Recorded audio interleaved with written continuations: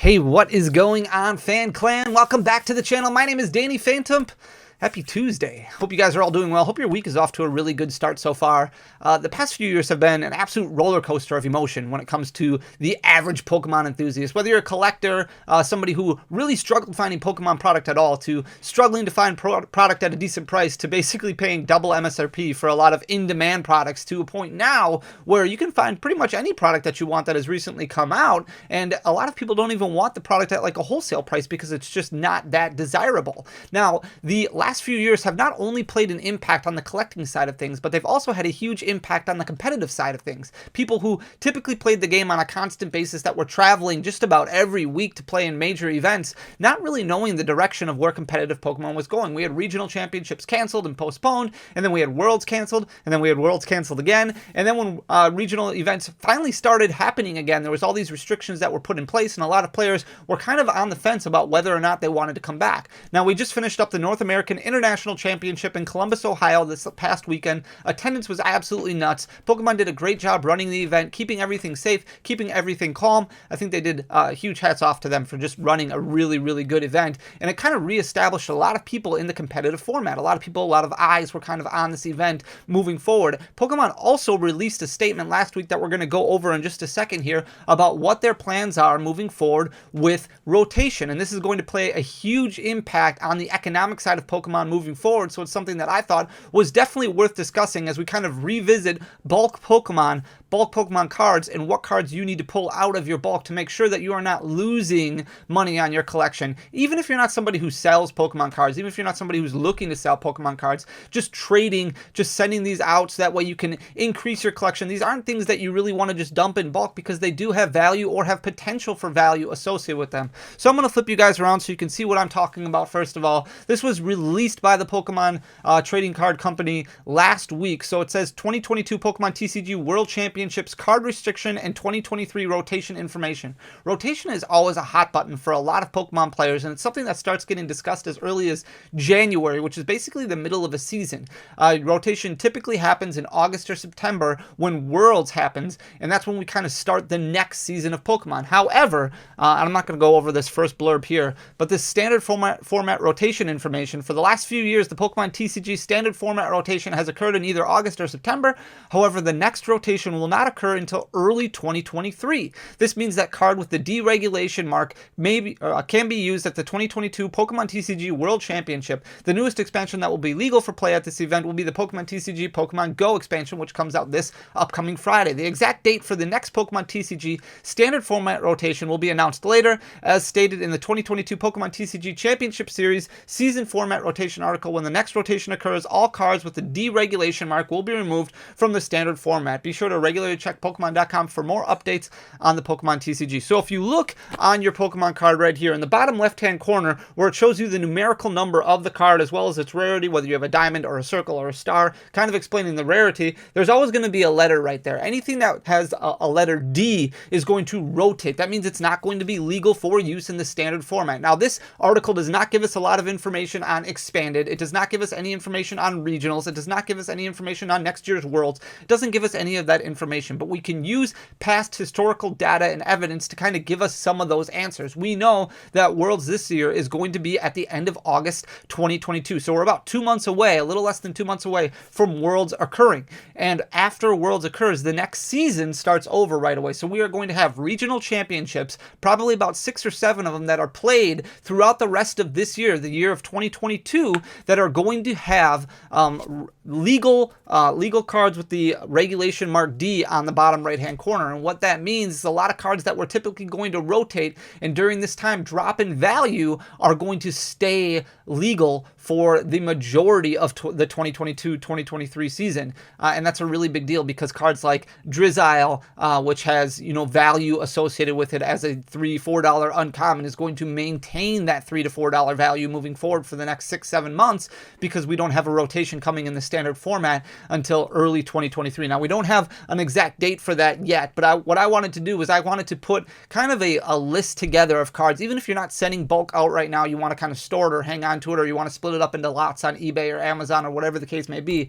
These are cards that you're going to want to pull out just because they might have some value associated with them moving forward. And like I said, even if you're somebody who's not looking at selling cards and starting a business, this is also a good idea, because a lot of these cards are worth more than a bulk ultra rare or even a lot of the regular art Vs that are kind of out there right now. So these are cards that you could use as trade bait, you know, to kind of trade up in your collection and add sets or add pieces to your master set or to your collection. So first of all, we're going to start out with Scoop Up Net, which is a very, very playable card. This card saw a lot of drop when it came to value. It's actually moved back up. We're pulling market price data for all of these cards. It's up to $2.74 on TCG Player. And as we continue to study the meta and study what's going on, and I've given you a lot of sites before. You can use TCG Player and kind of filter by the most popular cards that are selling. You can use Limitless and kind of get a feel for what decks are being played at all these major tournaments, so that way you can look and see what commons and uncommons are typically going to be featured as staples in all of these decks.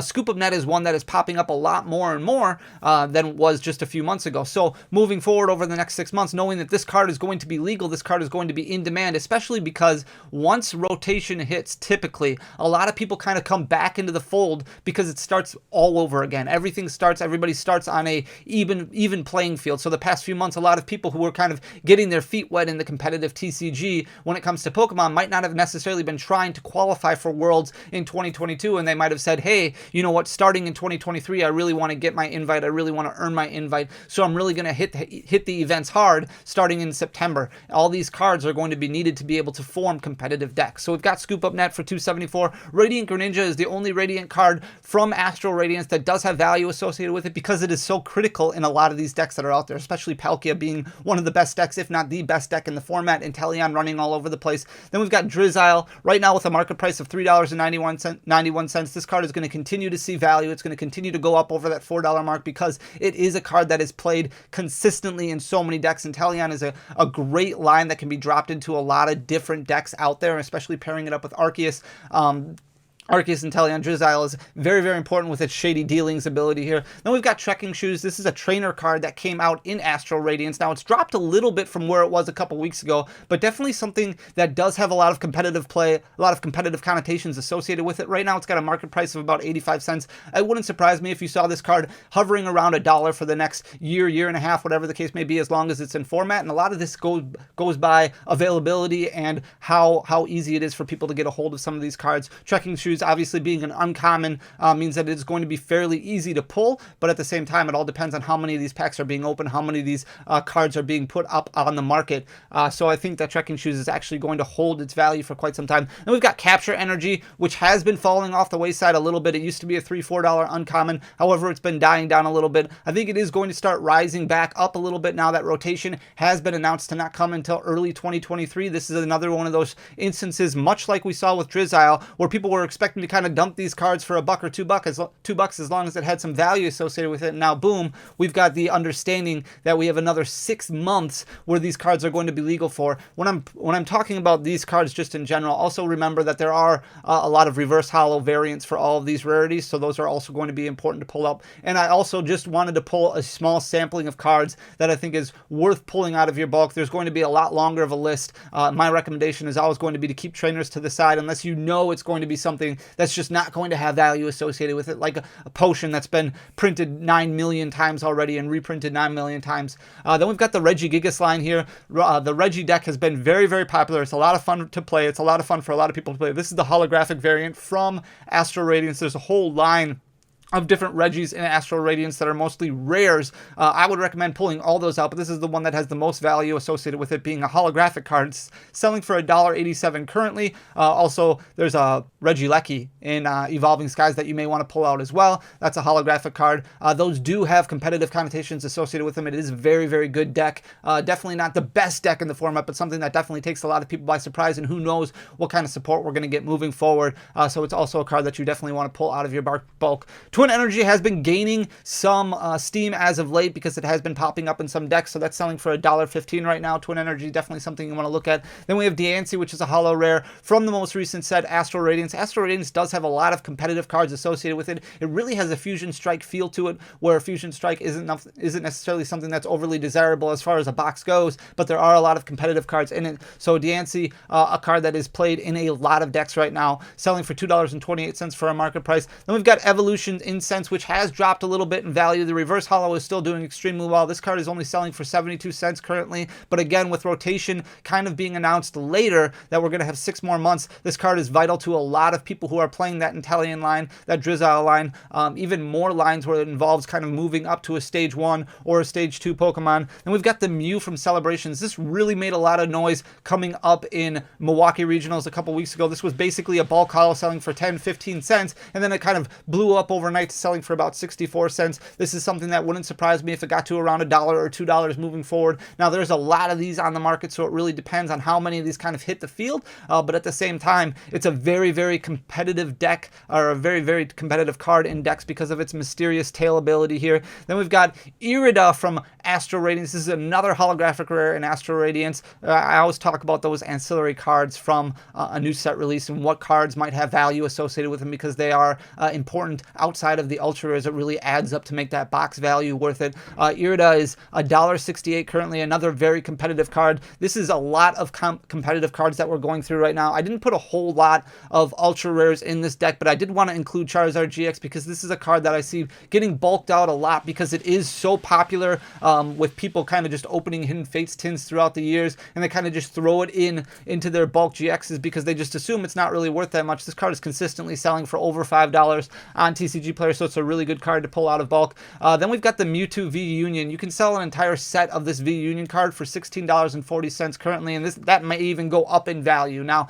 a lot of people kind of put these cards to the side. What I like to do is I like to put these cards in order and just put them in the same sleeve, so that way you keep the entire V Union set together, because having one piece without the rest of them doesn't really make a whole lot of sense since you're going to play it in a competitive deck altogether. But this card made a lot of noise over the weekend at the International Championship, including Sander taking it all the way to the top 4 before eventually losing to Azul in top 4, but still a really, really strong card, not only for its collecting purposes, because Mewtwo is a fan favorite, but also because of its competitive purposes, kind of playing in that control. And as people start understanding more about this card, because Sander and Mies kind of piloted this and really made it into something that people weren't expecting, as people start understanding the control ability behind it, you have more competitive players trying to get a feel for what the best techs are to add into this Mewtwo V Union deck. It's really going to make a lot more noise. Then we've got Charizard from Vivid Voltage. This is really just for competitive or collecting purposes. People just love Charizard, but this is a rare card that's selling for $2.42.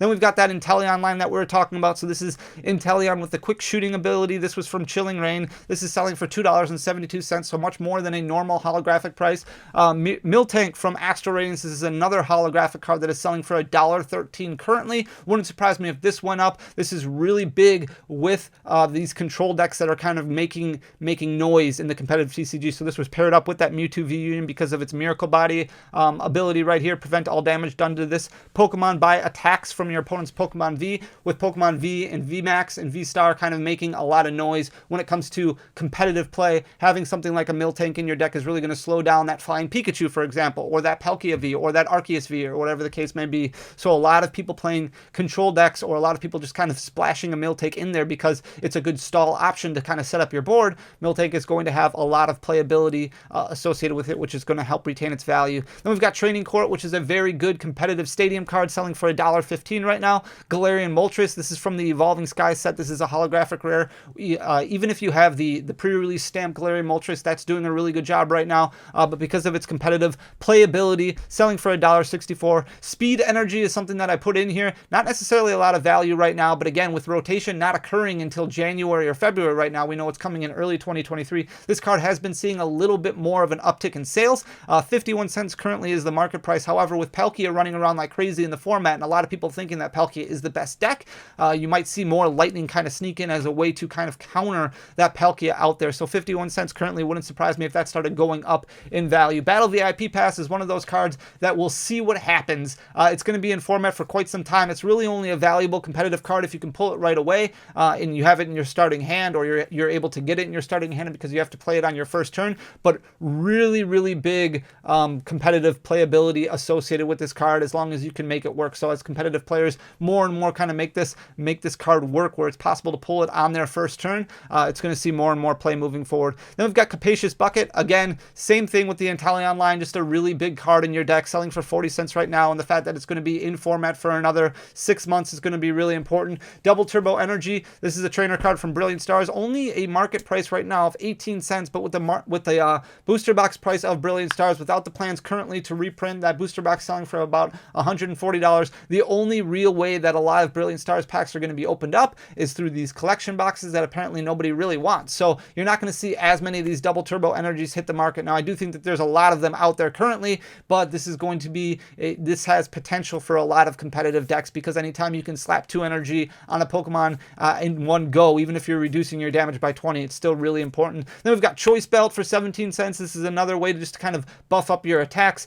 Powerful Energy is an uncommon card that came out of Darkness Ablaze, so this one you might have to dig through bulk quite a bit, but this card is seeing a little bit more noise over the past few weeks with Milwaukee Regional and then NAIC. This card has been gaining some steam, so that's why it's up to 30 cents for a market price rather than the 5 cents that it may have been at, you know, a few weeks ago. So definitely something that you may want to take note of. Then we've got Cincino, another 6 months of Cincino. It doesn't see a whole lot of competitive play, but for the most part, it's done a really good job of maintaining and holding on to its value, selling for $1.64 right now. And again, that is just a rare card. Then we've got Path to the Peak, also something with a lot of potential. 21 cents currently, really kind of disrupts the format when it comes to competitive play. So it's a good card to kind of pull out because it might see a lot more play moving forward. Sobble, 23 cents for this bad boy from Chilling Reign. This is just a common card right now, but the common, normal common, and the reverse hollow both sell extremely well because of that Inteleon line. And again, I can't stress this enough. I can't emphasize this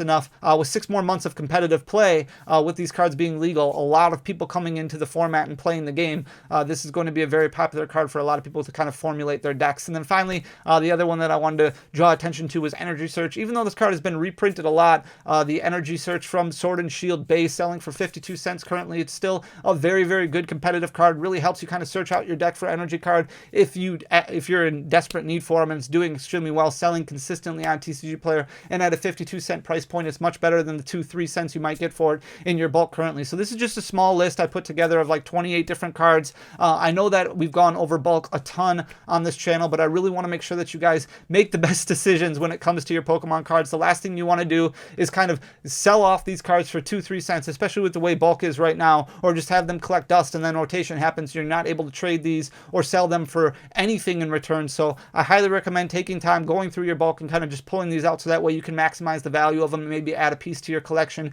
that you were really looking for. I hope you guys enjoy this information. I think that it's vital and it's important. So that's why I wanted to share it with you all. If you do like the information, please leave a like down below and leave a comment, because it does go a long way for the algorithm. Hit that subscribe button if you haven't already. I really appreciate you guys. Thank you so much. I will see you soon. Until then, peace.